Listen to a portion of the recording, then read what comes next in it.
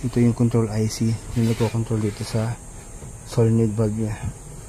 So meron akong nagawang ganyan na nagpalit ako ng control IC. So para hindi kailangan palitan yung buong board niya.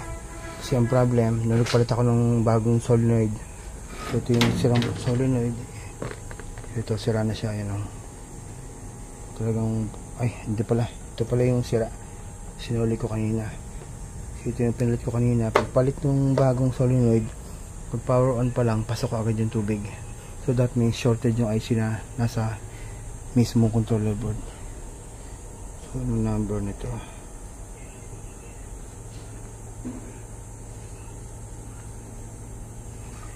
yan. Kapag hindi marunong mag-repair ng board ng technician, papalitan niya ng buong board yan, lalo po service center yan. Pero ito, hopefully meron makukuha ng IC nito para ma-repair yung board lang.